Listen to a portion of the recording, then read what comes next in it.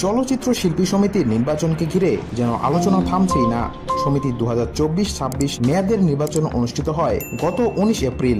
এতে জয়ী হন মিশা ডিপজল প্যানেল। ইতোমধ্যে কাজও শুরু করেছেন তারা। এর মধ্যেই কমিটি বাতিল চেয়ে হাইকোর্টে রিট করেছেন পরাজিত সাধারণ সম্পাদক প্রার্থী নাসরিন আক্তার নিপুণ। রিটে তাদের নেতৃত্বাধীন কমিটির দায়িত্ব পালনে নিষেধাজ্ঞাও চাওয়া হয়েছে।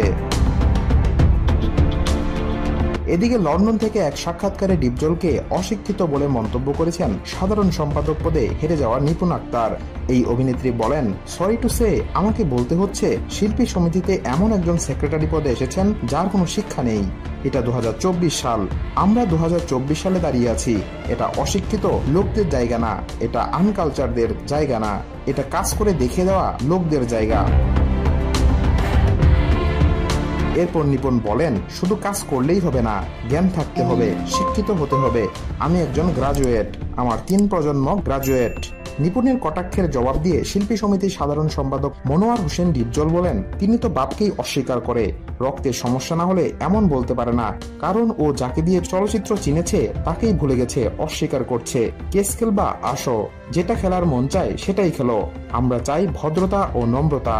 আমরা চাই চলচ্চিত্র কিভাবে এগিয়ে নেওয়া যায় সেদিকেই কাজ করব। আমরা ঝামেলা চাই না। এদিকে নিপুণের রিটের পর বৃহস্পতিবার তার সমর্থিত শতাধিক শিল্পীরা মিশা ডিপজলকে সংবর্ধনা জানিয়েছেন।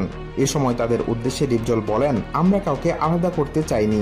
আমি আগেও বলেছি, এখনো বলছি, যারা একদিনের জন্য সদস্য হয়েছেন কিন্তু বাদ পড়েছে তারা সদস্যপদ ফিরে পাবে। সেটা নির্বাচনের আগেই বলেছিলাম। যেহেতু নির্বাচিত হয়েছি এবং তাদের সদস্যপদ ফিরিয়ে দেব।